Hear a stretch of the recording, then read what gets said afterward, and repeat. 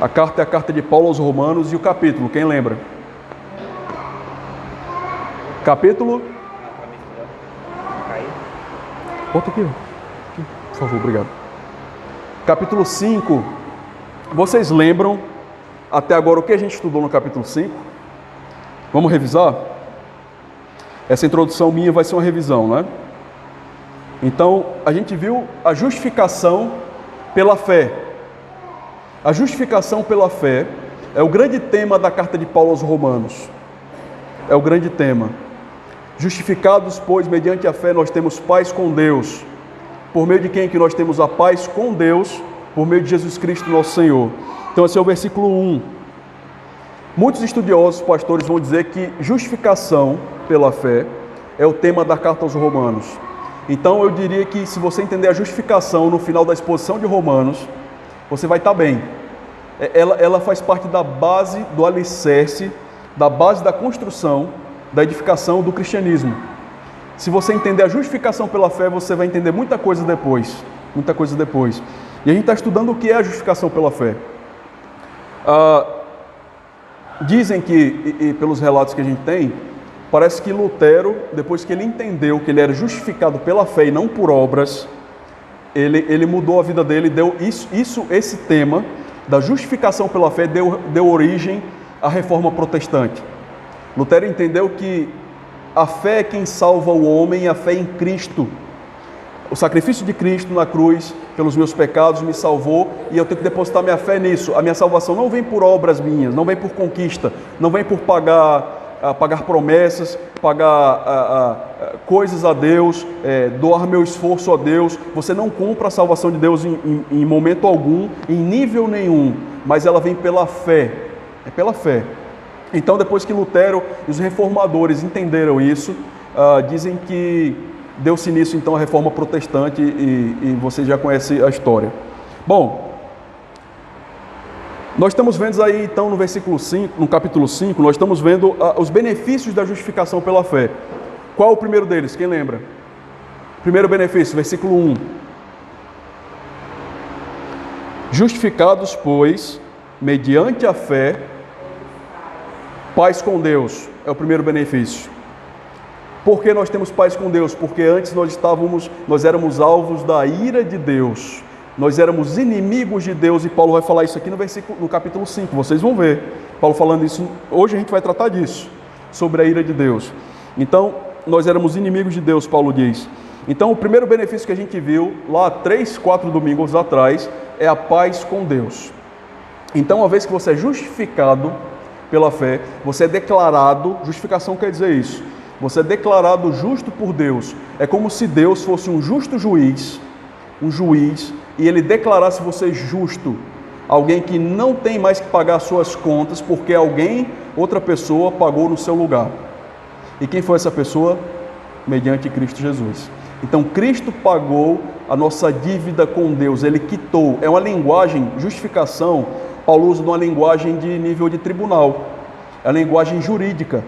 É como se Deus fosse realmente juiz, e diante de Deus, Deus fala, quem pode pagar os pecados do pecador? E Cristo fala, eu paguei. Eu morri na cruz, eu dei o meu sangue, eu me sacrifiquei pelos pecados do Onevaldo, da Cleuda, da Clecivânia, do Francisco, da Júlia e da Beatriz. Eu fiz isso por eles. Eu dei a minha vida para pagar os seus pecados. E com isso, Deus, a gente diz que Cristo aplacou a ira de Deus. Aplacar é apaziguar. Ele como se acabou com a ira de Deus em nosso favor. Que Deus era irado contra nós, uma vez que Cristo pagou os meus pecados. Deus olha não para as minhas obras, não porque eu sou bonito, como eu gosto de dizer, né, ou feio, mas Deus olha o que Cristo fez por mim. E fala, Clecivânia creu em Cristo como Salvador, Francisco creu em Cristo como Salvador. Então, as obras de justiça de Cristo foram depositadas na vida dele, e o pecado dele foram depositados em Cristo. Cristo pagou. Então agora o Francisco não tem mais dívida. A lista de dívida do Francisco foi quitada por Cristo para Deus. Então a gente diz na linguagem teológica mais profunda, a linguagem acadêmica, que Cristo apaziguou a ira de Deus, aplacou a ira de Deus. Ele fez com que a ira de Deus em nossa direção sumisse. E Deus não é mais irado contra os seus filhos agora, mas nós temos a paz com Deus. Entenderam? Então é isso. Justificação é isso, é isso. Não é só simplesmente a salvação em si, ela contém a salvação, mas ela é uma bênção maior, a gente vai ver aqui. Então quais são os benefícios? Paz com Deus, versículo 1. E por meio de quem? Vocês já falaram aí, né? Por meio de Cristo. O segundo benefício da justificação, versículo 2.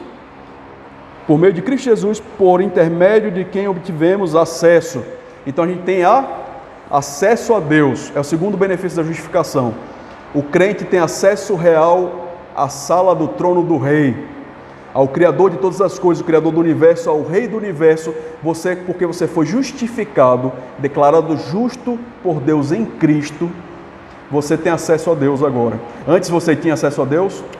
Negativo, você não tinha. Agora você tem acesso direto a Deus. Você pode orar no seu quarto e falar: Deus, eu sou um filho teu, eu sei que o Senhor me ouve.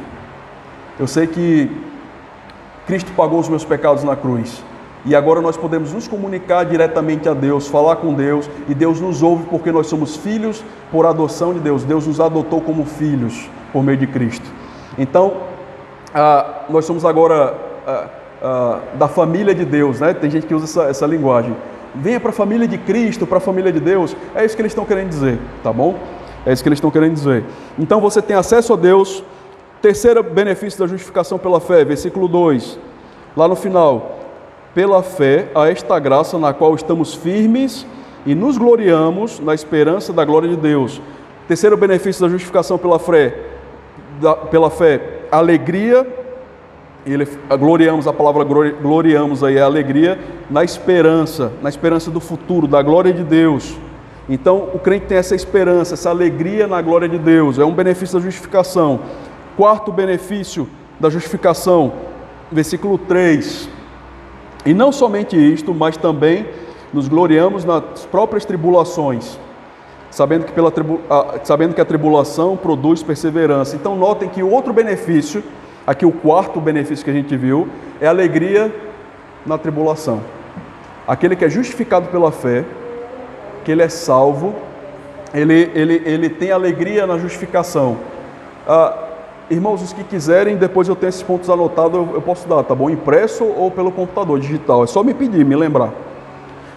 Bom, o próximo benefício que nós vimos, do versículo 3 ao 5 aí, a gente viu que, no versículo 5, vamos ler: ora, a esperança não confunde, porque o amor de Deus é derramado em nosso coração pelo Espírito Santo, que nos foi dado, nos foi outorgado.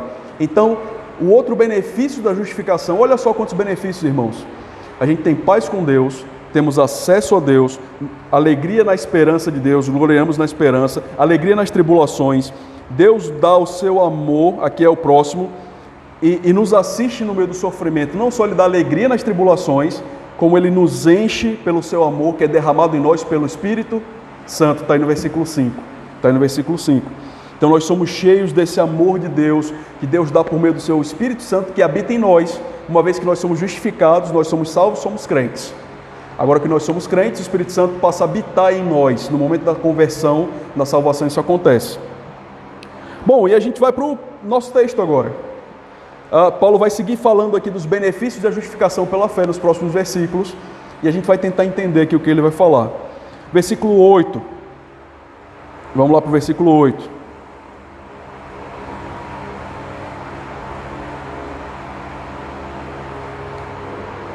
Verso 8, ele diz assim: mas Deus prova o seu amor para conosco, pelo fato de ter Cristo morrido por nós, sendo nós ainda pecadores.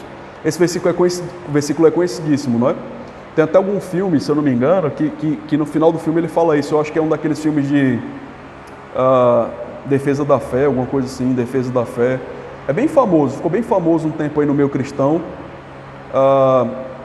E no final ele cita esse versículo. Foi a primeira vez que eu vi o filme, há muitos anos atrás. Eu lembro que eu escutei esse versículo e eu gostei dele. Então esse versículo é muito conhecido. Mas Deus prova o seu amor, o próprio amor para conosco, pelo fato de ter Cristo morrido por nós, sendo nós ainda pecadores. Então é interessante, irmãos, que Deus não só fala que nos ama, como Ele prova que nos ama. E qual o meio pelo qual Deus prova o seu próprio amor? Qual é o meio pelo qual Deus prova? Ele dá o seu Filho. Ele dá o seu Filho. Nós ouvimos sempre que Deus nos ama. Nós ouvimos isso. Mas você quer uma prova concreta que Deus te ama? Você quer uma prova que fala assim, imagina que você está pregando o evangelho para alguém e ele fala, me prove que Deus me ama. Aí você fala assim, ele deu o Filho dele por você, para morrer pelos seus pecados na cruz. Ele entregou o seu Filho para morrer por um pecador, por um ímpio, e Paulo vai falar outras palavras aqui, pelo fraco, pelo seu inimigo, que era o que nós éramos. Paulo vai falar que nós éramos inimigos de Deus. Deus entregou o seu Filho pelos inimigos. Quem de vocês, ou eu, quem de nós faremos isso por um inimigo? Imaginem. Nem pelo amigo, né? Talvez, e Paulo vai falar aqui nesse texto, talvez pelo bom e pelo justo alguém se anime a morrer. Talvez em algum lugar alguém se anime a morrer por alguém que é bom e justo. Mas isso não acontece. As pessoas não dão a sua vida. E ainda mais um filho. Ainda mais um filho. Eu nunca daria o Telzinho por causa do inimigo. Nunca, nunca, nunca. E muito menos, às vezes, um amigo, conhecendo a figura, né? Você conhecendo bem o seu amigo, aí que você não dá mesmo. Mas notem, brincadeiras à parte, irmãos, notem que Deus entrega o seu Filho para morrer por nós. É o justo Deus entregando o justo Filho para morrer pelos injustos. É o santo Deus entregando o santo Filho para morrer pelos ímpios, pelos pecadores podres, caídos, perdidos. Paulo usa em Efésios a linguagem pelos mortos. Mortos é a ideia de morto mesmo. É estado de putrefação, é fedendo mesmo, é espiritualmente morto. Deus entrega o seu Filho por nós, sendo nós ainda pecadores. Então, e essa entrega, irmãos, de Cristo por nós, ela ocorre no tempo correto. Deus não entrega o seu Filho nem muito tarde, nem muito cedo. Cristo vem no tempo correto na história da humanidade, ele nasce entre os judeus há 2000 e tantos anos atrás e morre numa cruz por mim e por você. Cristo não chegou atrasado. Esse não era o plano B de Deus. Agora que os humanos pecaram, que o homem escolheu pecar lá no Jardim do Éden, que Adão e Eva escolheram pecar, agora precisa de um plano B. A salvação por meio da morte de Cristo nunca foi um plano B, nunca foi. É o plano A de Deus, é o plano definitivo de Deus, entregar o seu Filho pelos pecados daquele que tem fé nele, e uma vez que você crê na salvação por meio de Cristo, seus pecados são perdoados. Então esse é o plano de Deus para o homem, esse é o plano de Deus para o homem, para a história da humanidade, para libertar os homens do pecado. Esse é o plano de Deus. O pecado não pegou Deus de surpresa. Os homens pecaram, e agora, o que eu faço? E Deus se pegou numa saia justa, né? Se pegou numa situação difícil. Meu Deus, e agora o que eu faço? O jeito vai ser enviar Jesus para resolver. Não foi isso. A morte de Cristo, o envio de Cristo sempre foi o plano principal de Deus para salvar o pecador perdido. Sempre foi, sempre foi. Como eu falei, esse não é o plano B. E esse amor, notem mais uma vez, que esse amor foi provado, pois Deus entregou Cristo pelos fracos. Vamos ler o versículo 6? Sobe só alguns versículozinhos aí. Romanos 5, 6. A gente está no 8, né? Volta aí 2 versículos, chega até o 6 aí. E vocês vão ver o que Paulo fala. Olha, porque Cristo, quando nós ainda éramos fracos, morreu a seu tempo pelos ímpios. Ele está falando de quem aqui? De nós. Cristo, Jesus, quando nós quem é a igreja, os romanos, o próprio Paulo e nós aqui também, se aplica a nós ainda éramos fracos, Cristo morreu no seu tempo, no tempo correto pelos ímpios, por nós, ele morreu por nós. Então Paulo usa 2 palavras para descrever você aqui, no tempo passado, antes da salvação.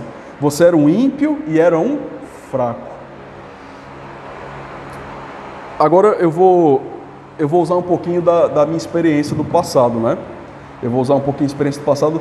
De vez em quando me serve a minha experiência com a área de medicina, me serve para trazer algumas aplicações. Na medicina, tem um termo que se chama astenia. Deixa eu ver aqui se é isso mesmo, isso.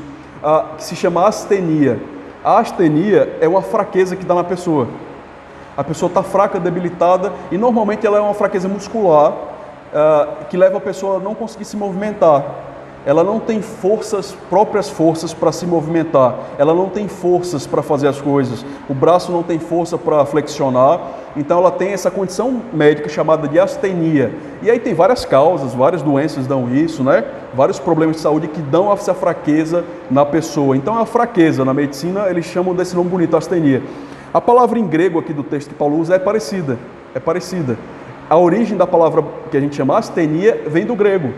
Então, Paulo está dizendo que nós éramos fracos. Sabe o que quer dizer? Que nós não tínhamos forças para lidar com o nosso pecado. Se fosse por mim e por você, nós não teríamos a solução para lidar com o pecado. Nós não teríamos solução nossa para resolver o problema do pecado da nossa vida. Nós somos fracos. Nós éramos fracos. Ai de nós se não fosse Cristo por nós.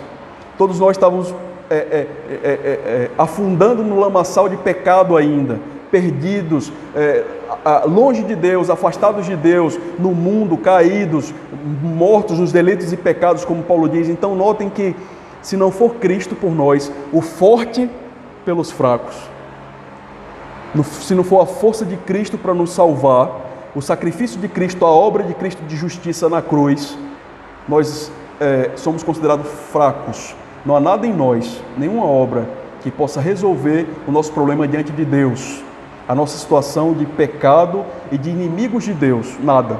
Por isso que Paulo usa essa palavra, fraco. É o que nós éramos. E você não pode resolver.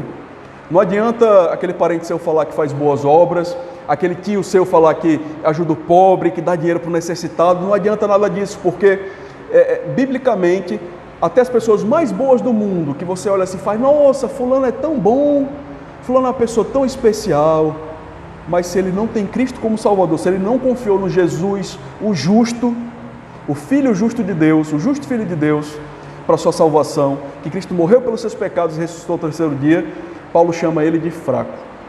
Ele não vai solucionar o problema do pecado. No dia da ira de Deus, ele vai responder à ira de Deus como um ímpio, como um condenado. Então a gente vai chegar já nessa parte. Paulo vai partir para aí, para a questão da ira de Deus. Então, o Filho de Deus fez-se necessário que Cristo, o forte, morresse pelos fracos. O Filho de Deus vencesse o pecado na cruz. Então é por isso que Paulo vai falar isso. E esse sacrifício, irmãos, volta lá para o versículo 8. Ele fala, mas Deus prova o seu amor para conosco pelo fato de ter Cristo morrido por nós, sendo nós ainda pecadores. Esse sacrifício não é por bicho, não é por bicho de estimação, não é por animal, não é por gato, não é por vaca, é por nós humanos. É pelo homem que Cristo morreu. Deus se fez homem, Deus Filho se fez homem, a segunda pessoa da Trindade, Cristo Jesus desceu, assumiu a forma humana, está lá em Filipenses isso, e se fez homem, nasceu na estrebaria, viveu uma vida difícil e morreu pregado numa cruz. Ele foi inteiramente homem, inteiramente Deus, e morreu por nós assim, naquela cruz, pregado naquela cruz para pagar os nossos pecados. Então Cristo se fez homem, ele assumiu a forma humana e sofreu essa morte, que é substitutiva. Ele morreu por quem? Foi por nós, foi no nosso lugar. Esse amor que ele teve, nós somos alvos do amor de Deus. Esse sacrifício foi pelo homem, por mim e por você. Era para nós estarmos sofrendo as penas do pecado, a consequência do pecado, mas Cristo pagou os pecados por nós naquela cruz. Não existe, irmãos, maior expressão de amor. Não existe. O amor hoje está banalizado, né? O amor hoje, todo mundo se ama, né? É muito bonito. Eu não sei se vocês viram o episódio lá do tapa, né? Do Chris Rock lá no Will Smith, no Oscar. Todo mundo viu isso. Você pode nem saber quem é o Chris Rock, nem o Smith, mas você viu que um artista deu tapa na cara do outro lá no Oscar. Eu não vou entrar no mérito se foi certo ou errado o que ele fez, não importa pra gente aqui. Claro que uma agressão física sempre vai ser errada, mas independente disso, se foi errado ou certo, eu quero falar assim que depois o Will Smith, o outro ator lá, o que deu o tapa foi pedir desculpa em público. E ele citou uma frase assim, ele falou, o meu comportamento de agressão, de dar o tapa no meu amigo, no meu colega de trabalho, no outro ator, é injustificável num mundo que é feito por amor e esperança e paz, algumas coisas assim. Então ele falou que no mundo de amor, cheio de amor, de paz, essas coisas não podem existir. E você vê que ele tem uma visão incorreta do amor. O mundo não é um mundo cheio de amor. Ele está errado. O mundo, na verdade, é um mundo cheio de sofrimento. Também tem amor? Também tem amor. Mas não é só amor. Na verdade, o verdadeiro amor as pessoas renegam, que é esse. O verdadeiro significado do amor, a verdadeira expressão de amor é Cristo dar a vida pelos pecadores imerecidos, que não mereciam o seu sacrifício. Essa é a verdadeira expressão de amor. O amor está banalizado porque as novelas todo mundo se ama, né? E tem o vilão ama o mocinho, a mocinha foge com o mocinho, e aquela paixão arrebatadora dos dois na novela, no filme. Aí você fala, ai que amor lindo. Mas de fato, a Bíblia não aponta para esse amor puro, quando ela quer falar do amor sacrificial de Cristo. Na verdade, ela não aponta para esse amor comum, quando ela quer mostrar o amor sacrificial de Cristo. Ela aponta para o amor mais puro.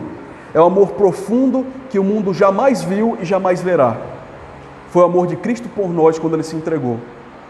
Não tem expressão de amor maior do que essa. Foi a maior de todos os tempos e sempre será. Foi por nós que Cristo morreu naquela cruz.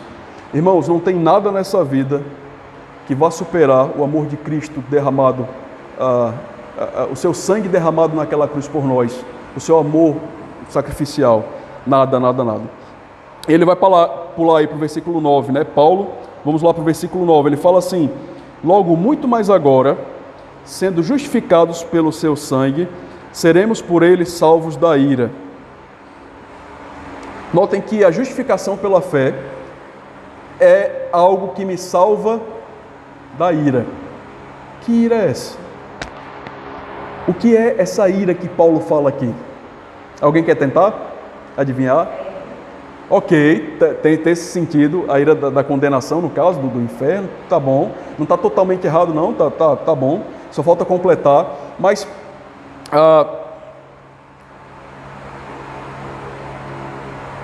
uma coisa que vocês têm que entender é que, e aqui eu vou explicar um pouco, é que a salvação, ela tem, o fato de ser salvo, ela acontece, a salvação, no passado, no presente e no futuro. Ou seja, no passado, no presente e no futuro, não é? Então, você foi salvo por Deus no passado. É por isso que Paulo fala lá no versículo 1, leiam lá no versículo 1. Justificados, pois, mediante a fé, nós temos paz com Deus. Nós fomos o quê? No passado, justificados. Nós já fomos justificados por Deus e nós temos paz com Deus. Deus decretou isso no passado. Na eternidade passada, justificou os seus escolhidos, os seus eleitos, e nós temos por isso paz com Ele. Então isso aconteceu no passado, nós fomos salvos por Deus. Inclusive a morte de Cristo aconteceu no passado para nós, né, que vivemos agora no presente, há 2000 e tantos anos atrás. Então Deus nos justificou, esse verbo está no passado, Ele fez isso, Ele já justificou, você já é um justificado se você creu em Cristo como Salvador. E a salvação tem um aspecto presente também, que a gente chama de santificação. Dia após dia você continua sendo salvo no processo de santificação, se tornando mais parecido com Cristo, abandonando o seu pecado, e nós no caso, estamos sendo salvos do pecado todos os dias. Você está cada vez menos com o pé dentro do pecado, porque você está cada vez mais se tornando mais parecido com Cristo. Então essa é a ideia da santificação, você está se tornando mais santo como Cristo foi. E tem a salvação que aponta para o futuro, a glorificação, que um dia nós seremos glorificados, receberemos novos corpos, quando isso tudo acabar, quando todo mundo aqui morrer, seja quando Cristo voltar para arrebatar a sua igreja, ou quando vocês falecerem, ou eu, você vai receber novo corpo, sem pecado, sem dor, sem maldade, sem defeito físico, sem cansaço, sem fadiga, sem inflamação, sem doença, e você vai reinar com Cristo para sempre. Então essa salvação aponta também para o futuro. Então, entendendo esses passos da salvação, vocês vão entender melhor o que Paulo vai dizer agora. Essa ira que Paulo falou lá no versículo 9, irmãos, logo muito mais agora, sendo justificados, ou seja, nós fomos justificados no passado pelo seu sangue, seremos por ele, seremos no futuro, nós vamos ser salvos por ele da ira. Ira de quem? Ira de Deus. Ira de Deus. Irmãos, notem que a justificação, ela dá paz com Deus, ela dá acesso a Deus, ela dá alegria, Nevaldo, nas tribulações, Cleuda, ela dá para vocês esperança na glória de Deus, Francisco. Você tem esperança no futuro que Deus reservou para você, que Deus vai te dar tudo que Ele prometeu e nós vamos gozar com Ele para sempre. Esperança na glória de Deus. Você tem aí o amor de Cristo, o amor de Deus derramado no seu coração, Júlia, todos os dias pelo Espírito Santo. E agora, irmã Beatriz e os outros, notem que vocês têm de Deus a salvação da ira vindoura. A justificação é algo belíssimo, irmãos. Algo belíssimo. Não é só... o que é justificação? É só salvação. Ela é muito mais do que isso. Ela é muito mais profunda. Vocês vão ser salvos da ira de Deus. Da ira de Deus. E o que é essa ira? E o que é essa ira?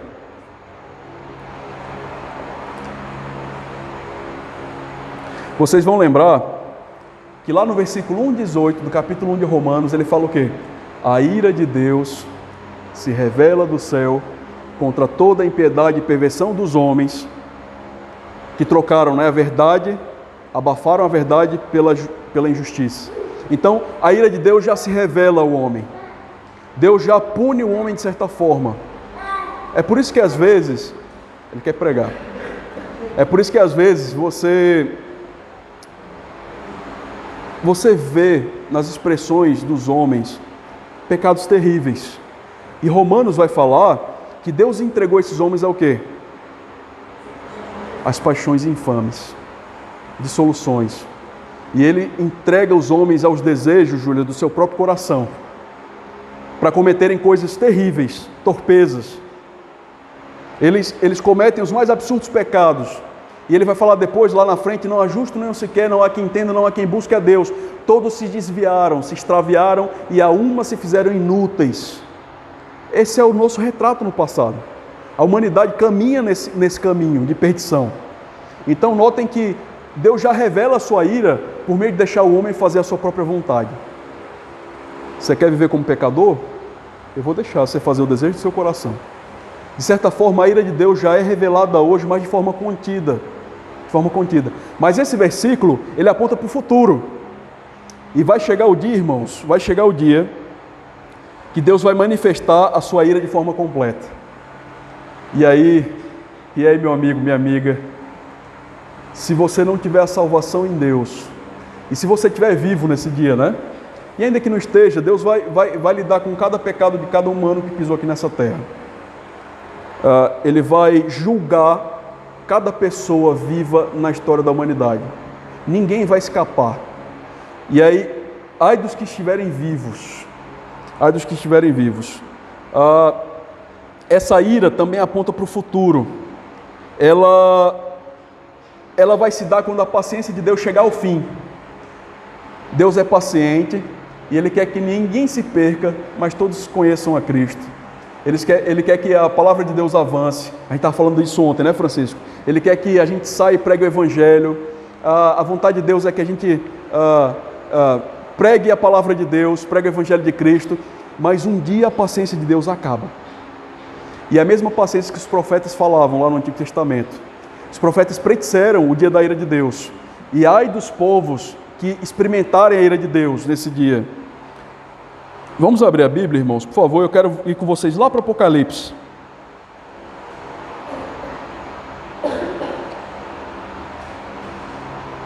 Só para vocês terem uma noção. Eu poderia ler vários versículos dos profetas aqui, várias coisas, mas eu quero que você tenha uma noção lá do Apocalipse, do Novo Testamento. Eu poderia ler vários versículos do Antigo Testamento também. Mas, olha que interessante. Vai chegar o dia que isso aqui vai acontecer. Cristo vencedor, né? Versículo 11, Apocalipse 19, versículo 11. Lá o finalzinho, quase o final de Apocalipse. Acho que 2 ou 3 páginas, 4 páginas antes de acabar o livro. Versículo 11 do capítulo 19 de Apocalipse. Isso é a visão de João. Lembre-se que é a revelação de João aqui, de Cristo a João. Então, aqui já está no finalmente. Cristo já vai vencer o mal, e aqui é o que a gente chama, né, de batalha do Armagedon. Olha só o que vai acontecer. Vi o céu aberto, João diz, e eis um cavalo branco, e o seu cavaleiro se chama Fiel e Verdadeiro, e julga e peleja com justiça. Esse é Cristo, esse é Jesus Cristo. E os seus olhos são como chama de fogo. Sabe o que representa a chama de fogo? Que Cristo vê todas as coisas e sonda todos os corações. Nada está invisível aos olhos de Cristo, nada. E Ele vai julgar as nações, os povos, Ele vai executar sua justiça com cetro de ferro, com firmeza. Vai ser o dia da ira de Deus, e Ele vai ser justo porque ninguém esconde nada de Deus. Ninguém esconde nada de Cristo. Ele tem os olhos como chama de fogo, que veem todas as coisas, que clareiam todas as coisas. Vamos continuar lendo. Os seus olhos são como chama de fogo, na sua cabeça muitos diademas, e tem um nome escrito que ninguém conhece senão Ele mesmo. Está vestido com um manto de tinto de sangue, e o seu nome se chama o Verbo de Deus. Aqui é falando do Cristo, Jesus Cristo. Não é o Cristo que morreu na cruz sofrendo, mas é o Cristo glorificado. É o Cristo glorioso, cheio de poder. É o Cristo do Apocalipse, vencedor. Sai da sua boca, versículo 15, 14. E seguindo os exércitos que há no céu. Então, vai chegar o dia, irmãos, que Cristo vai descer na sua segunda vinda, e Ele vai descer com os exércitos do céu para batalhar contra os homens ímpios, Satanás e seus anjos. Esse dia vai chegar, esse dia vai chegar. E vamos continuar lendo. Ele vai chegar com os exércitos dos céus, montando cavalos brancos, com vestiduras e linho finíssimo, puro e branco. Aqui simboliza a pureza, a santidade. Versículo 15, sai da sua boca uma espada afiada para com ela ferir as nações. E Ele mesmo as regerá com cetro de ferro. Aqueles cetros do rei, né? Que indicam poder, soberania sobre os povos. E Ele mesmo regerá com cetro de ferro e pessoalmente pisar o lagar do vinho do furor da ira do Deus Todo-Poderoso. Aqui tem uma imagem, uma figura de linguagem, né, que ele está falando. Vocês lembram quando faziam suco de uva antigamente, vinho? Aquele espaço que eles pisavam as uvas era chamado de lagar. E você vai pisando as uvas até que fique o suco, né?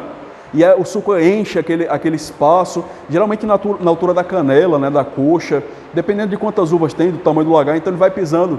Notem que aqui é uma figura de linguagem para descrever que Cristo pessoalmente vai derramar a ira de Deus sobre os povos, sobre os ímpios e os povos que são rebeldes a Deus e nunca creram no Evangelho e rejeitaram, foram rebeldes contra Deus. Esse é o dia da ira de Deus. É o dia da ira de Deus. Então viu o anjo 17, versículo 17, então viu um anjo posto em pé no sol e clamou com grande voz, falando a todas as aves que voam pelos céus: vinde e reuni-vos para o grande ser de Deus, para que comais as carnes de reis, carnes de comandantes, carnes de poderosos, carnes dos cavalos e cavaleiros, carne de todos, quer livres e escravos, tanto grandes quanto pequenos ou grandes, né? E ele vai derrotar aqui a besta, o falso profeta, e depois disso aqui vem por fim a vitória de Cristo, e Apocalipse vai tratar depois da Nova Jerusalém e tal, não importa para nós, mas o que importa é dizer que vai chegar esse dia, que Cristo vai julgar as nações, vai punir os homens, e eles serão mortos por Cristo. Os que estiverem vivos, Satanás vai reunir um grande exército contra Cristo, vai ser uma grande batalha, e a humanidade caída, ímpia e perdida, vai morrer, vai ser executada pelo poder da palavra de Cristo. E diz que vai haver tanta morte que as aves comerão as carnes dos homens. Vai haver tanto sangue que tem aquela figura de linguagem que eu falei. É como pisar Cristo pisando num terreno, num lagar cheio de uvas e o sangue subindo.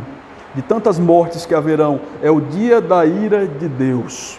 E Deus não vai ser injusto por fazer isso. É a sua santa ira, é a sua santa justiça, punindo a humanidade pecadora que é rebelde contra Ele e é rebelde com o seu próprio coração. Com o seu próprio coração. Eles são rebeldes porque eles querem ser rebeldes a Deus. O homem é rebelde porque ele quer, ele ofende a Deus, ele é ofensor, ele é inimigo de Deus.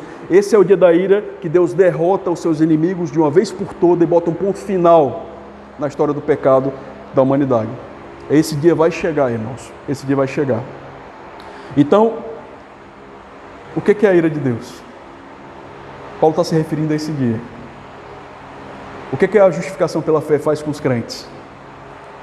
Ela me livra, eu e você, da ira de Deus.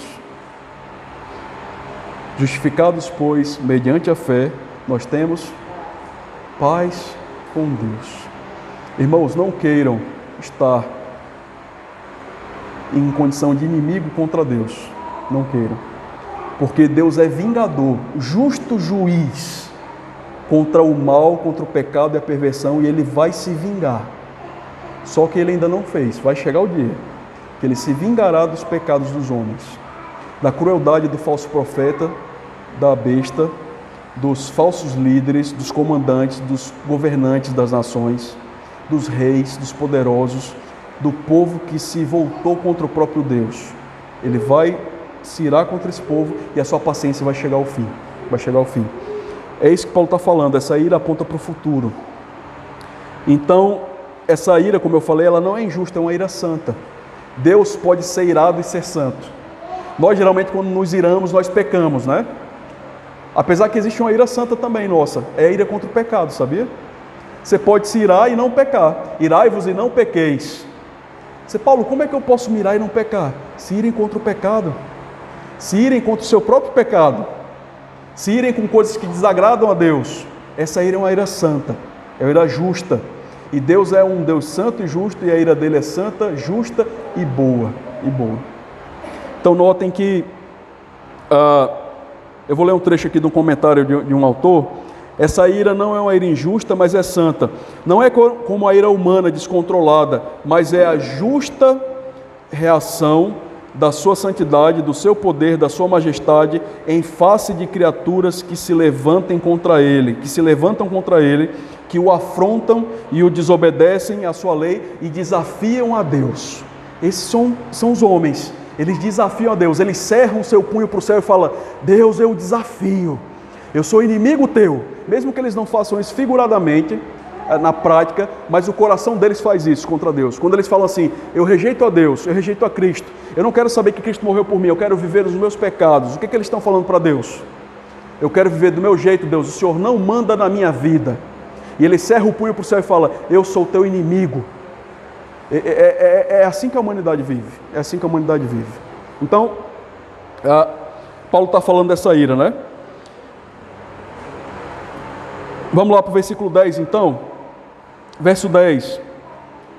Porque se nós, quando inimigos, lá no passado, nós que agora somos salvos, mas no passado nós não éramos salvos, éramos ímpios. Se nós, quando inimigos, fomos reconciliados com Deus mediante a morte do seu Filho, muito mais já estando reconciliados, seremos salvos pela sua vida. Então, Paulo aqui, ele vai do argumento do que aconteceu no passado para o que acontece no futuro, do mais simples para o mais...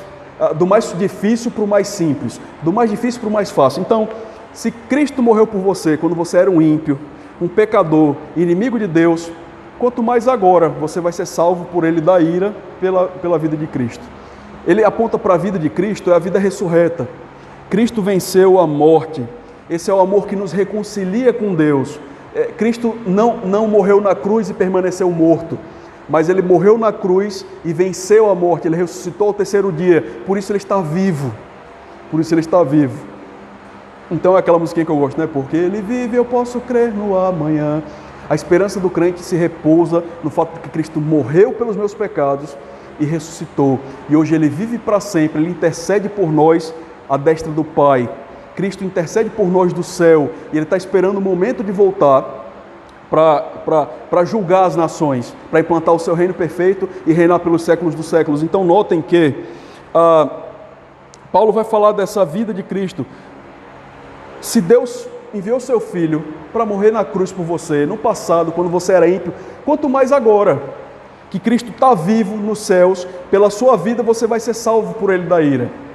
As bênçãos que nós temos da justificação são dadas a nós, irmãos, porque Cristo está vivo, porque Ele venceu a morte, porque Ele com seu poder, Ele venceu, Ele derrotou a Satanás e ainda vai ter a derrota final, né? Ele venceu a morte de uma vez por todas. Então notem que o versículo vai falar, né? Nós já estamos reconciliados com Deus. E o ato de reconciliação são duas partes com problemas que se tornam amigas. Deus nos reconciliou com Ele. E notem que isso é obra de Deus. Não foi nós que falamos, oh Deus, por favor, me perdoa, o Senhor sabe que eu sou pecador, desculpa aí, né? Foi mal, né? Como os jovens dizem. Mas Deus nos buscou, Deus enviou o seu Filho. Se não fosse isso, nós estaríamos perdidos na condição de ímpios, pecadores, condenados. E nós seremos alvos da ira de Deus ainda. Então é isso, irmãos. Aplicações finais. Vamos aplicar? Deixa eu só ler o versículo 11 aqui com vocês. Ele fala, né? Salvo pela sua vida, vou ler do 10. Porque se nós, quando inimigos de Deus, quando nós éramos inimigos, nós fomos reconciliados com Deus, mediante a morte do seu Filho, muito mais já estando reconciliados, seremos salvos pela sua vida. A garantia que nós temos da salvação, da justificação, é que Cristo permanece vivo nos céus.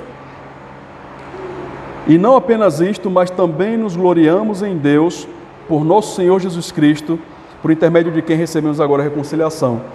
Outro benefício da justificação pela fé, você se gloria em quem? Em Deus.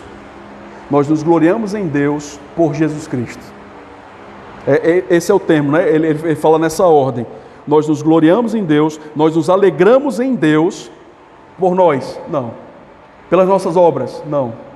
Nós nos alegramos na nossa capacidade, nossas forças? Não. Nós nos gloriamos, alegramos em Deus por nosso Senhor Jesus Cristo. Por quê? Porque foi tudo por meio de Cristo. Tudo por meio de Cristo. É por isso que a gente se alegra em Deus por Cristo. Porque se não fosse por Cristo, nós estaríamos perdidos. Completamente perdidos. Então, a justificação não é possível sem Cristo, irmãos. Não é. As bênçãos da justificação, todas essas que nós lemos, não são possíveis sem a morte e sacrifício de Cristo, sem a pessoa de Cristo e o que Ele fez por nós. É por isso que Paulo termina o versículo 11, e aqui ele vai encerrar esse ponto dos benefícios, dizendo que nós nos gloriamos em Deus, nós nos alegramos em Deus por Cristo. É parecido quando ele agradece a igreja de Filipos, lá em Filipenses, ele fala, dou graças a Deus por vós, filipenses. Paulo agradecia a Deus pela vida dos filipenses, porque os filipenses sustentavam Paulo, enviavam sustento. Então Paulo dá graça a quem merece dar graça. Paulo se alegra em quem merece ser o alvo da alegria de Paulo. Eu me alegro em Deus por vocês. Eu não me alegro só em vocês por vocês, mas eu me alegro em Deus por Cristo, porque é por meio de Cristo que nós recebemos a justificação e os benefícios vindos dela, da justificação pela fé. Vamos aplicar para terminar? Esse texto eu sei, irmãos, que é um pouco mais denso, né, do que os outros que nós estudamos, talvez seja um pouco mais difícil. Qualquer coisa depois você pode perguntar, tá bom? Tirar dúvida. Eu tenho um sermão aqui depois escrito, eu posso dar para os irmãos, é só me procurar. Só me procurar depois. E tem mais coisa escrita aqui, que eu não tratei tudo, tá bom? Mas tem mais coisa. Mas eu quero aplicar esse texto para nós. O que é que isso muda na minha vida? Lições práticas, aplicações, a parte final. Notem, irmãos, que a esperança eterna é dada a nós, mas ela não depende de nós. É o primeiro ponto. Você tem a esperança eterna, você se alegra na glória, na esperança da glória de Deus, você se alegra em Deus por Cristo, você se gloria em Deus por Cristo. Nós não nos gloriamos em nós mesmos, mas em Deus, porque Cristo foi enviado por Ele para morrer na cruz. Nós nos exultamos nisso, e a esperança que nós temos do céu e dos benefícios da justificação são dadas a nós, mas elas não dependem de nós. Não dependem de nós. Porque se dependessem, a gente estava perdido, não é? A gente estava morto mesmo. Não tinha esperança para a humanidade. Se a salvação dependesse de mim e de você, a nossa esperança eterna, a gente estava completamente perdido. É por isso que Paulo enfatiza sempre que a salvação é por Deus, é por Cristo, e os benefícios da justificação é por meio de Cristo. É por isso que no final, no versículo 11, ele agradece por Cristo. Deus, eu te agradeço, que me alegro em Cristo, porque sem Cristo a gente não pode fazer nada. A gente não pode fazer nada. Então, o fraco, o ímpio, o pecador, o inimigo de Deus, e é disso que nós somos chamados aqui nesse texto. Paulo faz isso para explicar que a salvação não depende de nós em nenhum momento. Então, o que Paulo usa de adjetivo para qualificar nossas vidas? Nós éramos ímpios, fracos, perdidos, pecadores, rebeldes contra Deus, inimigos de Deus, e ele faz isso para explicar que a salvação não depende de nós, porque nós éramos isso. E se não fosse Deus, nós estaríamos perdidos. A salvação é o ato soberano de amor de Deus que nos justifica por Cristo. Bom, primeiro ponto, a esperança eterna é dada a nós, mas ela não depende de nós. Segundo ponto da aplicação, e aqui seria para alguém descrente, eu não sei se tem alguém descrente aqui, eu quero crer que não, mas eu vou falar mesmo assim. Irmãos, quer escapar da ira vindoura de Deus? Ela vai chegar. Falta muito tempo, talvez seja daqui a um mês, não sei. Mas quer escapar da ira que Deus vai abater as nações? Você vê tanta maldade acontecendo na televisão, guerra, doença. Deus vai se vingar das injustiças dos homens, dos pecados. No dia da ira, Deus não vai deixar nada passar impune, nada. Você quer escapar da ira vindoura, pecador? Se arrependa e creia que Cristo morreu na cruz pelos seus pecados e seja justificado por Deus em Cristo. Só tem essa solução. Arrependa-se dos seus pecados e creia no Evangelho que Cristo morreu por você. Quer escapar da ira? Se arrependa. Saia da condição de rebelde, insolente contra Deus e não seja mais o alvo da ira, mas do amor de Deus. Saia dessa condição. Não seja mais o inimigo de Deus, mas seja o amigo de Deus, o filho de Deus. Um dos filhos de Deus, né? Então, esse é o apelo para um descrente. Você quer escapar da ira de Deus, que um dia Ele vai cobrar, só tem uma solução, é Cristo Jesus. Terceira aplicação e final, a última aplicação nossa. Você que é cristão, eu creio que a maioria aqui, se não todos, cada um vai dizer segundo o próprio coração, né? Eu tenho certeza da minha salvação, e eu espero que vocês tenham ideia de vocês. Mas nós que somos cristãos, note que Cristo já nos julgou. O justo juiz, o eterno juiz, já deu a sua sentença para os salvos. Ele já nos declarou justos, perdoados. No momento da justificação, Deus deu também a sua sentença final. No momento que Ele nos justificou em Cristo, Ele também deu: esse aqui está perdoado, eu bati o martelo. O Onevaldo está perdoado em Cristo, a Cleuda está perdoada em Cristo, a Lígia está perdoada em Cristo. Ele bateu o martelo e falou: você já está perdoado. A sentença final já foi declarada e executada pelo juiz. Nós fomos libertos dessa pena, pois Cristo já pagou a nossa culpa. Já pagou essa pena por nós, né? A culpa por nós, nossa dívida, nosso pecado. Então, diante disso, irmãos, qual é mesmo o seu problema? O que você está passando? Qual a sua dificuldade mesmo? Quando você lembra disso, as dificuldades da vida ficam pequenininhas. Cristo te livrou da condenação eterna. Cristo te livrou da ira de Deus. Ele te deu paz com Deus, te deu acesso a Deus, te deu os benefícios da justificação. Deus nos enche com o seu amor por meio do Espírito. E qual é mesmo o seu problema que você está passando? Dificuldade financeira? É fome? Doença? Está com o ouvido inflamado? Eu estou. Está com um filho doente? É. Lembrem-se que, diante das dificuldades da vida,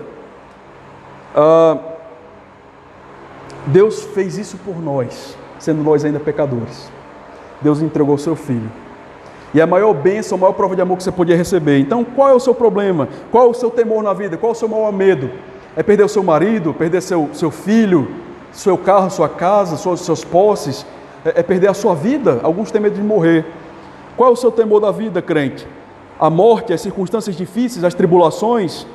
Diante do grande tribunal da vida, regido por Deus, quem pode te condenar? Diante do grande tribunal da vida, quem pode condenar o crente? Quem nos separará do amor de Deus? Quem pode separar o crente do amor de Deus que está em Cristo Jesus? Nada pode nos separar. Irmãos, estou bem certo que nem a morte, nem a vida, nem os anjos, nem os principados, nem as coisas do presente que a gente não conhece, nem as do porvir, nem poderes, nem altura, nem profundidade, nem qualquer outra criatura poderá nos separar do amor de Deus que está em Cristo. Qual é a sua dificuldade mesmo no dia a dia? Porque diante desse texto, nossas dificuldades somem. Essa é a segurança eterna do crente. Se apegue a isso no momento de dificuldade.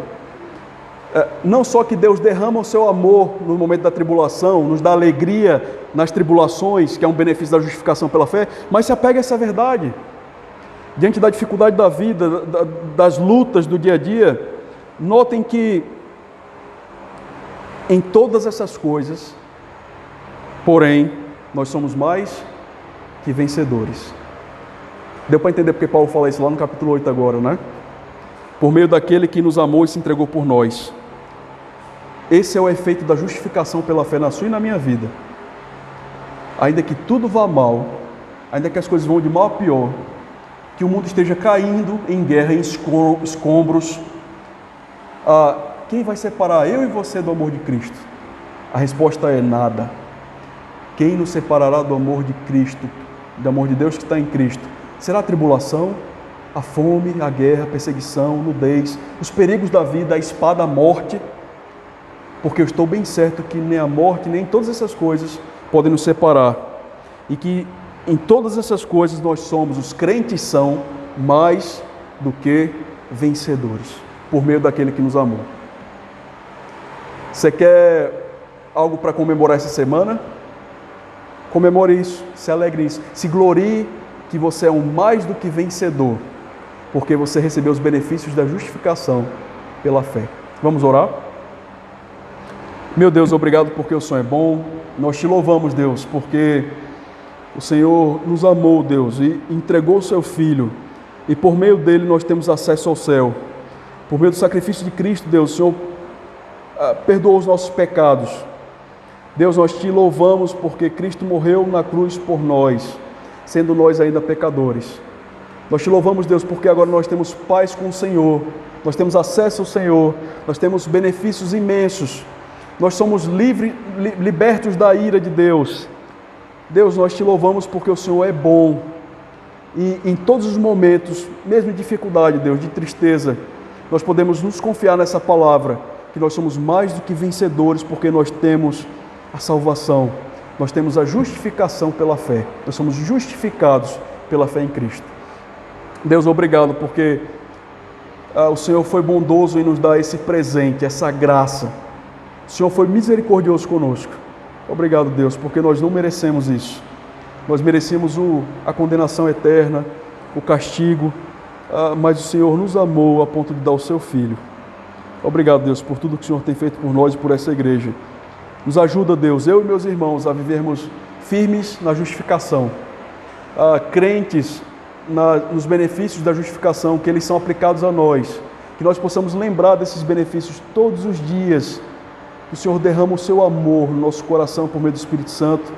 Nós pedimos, Deus, que o Senhor nos encha com o teu Espírito, por meio do ensino da tua palavra, da absorção da sua palavra, e que isso mude as nossas vidas, que nós sejamos crentes felizes, exultantes, nos gloriemos na esperança da glória.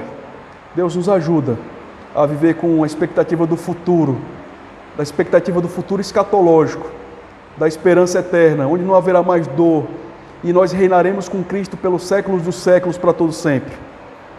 Nos ajuda, Deus, a viver com essa alegria no peito, no coração, e que ela possa moldar o nosso dia a dia, nosso viver, e que nós sejamos bons exemplos na sociedade, nós sejamos bons cristãos, porque nós estamos bem certos de que aquele que começou a boa obra em nossas vidas há de completá-la até o dia de Cristo. Em nome de Jesus nós oramos, amém. Amém. Irmãos, estamos terminados então. Boa noite, e qualquer dúvida, corra aqui, viu? Se for muito difícil, não venha não.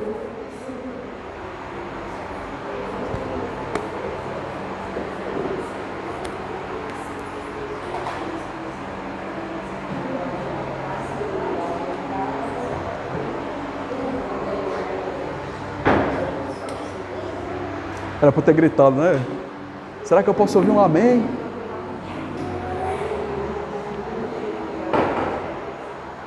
Ah,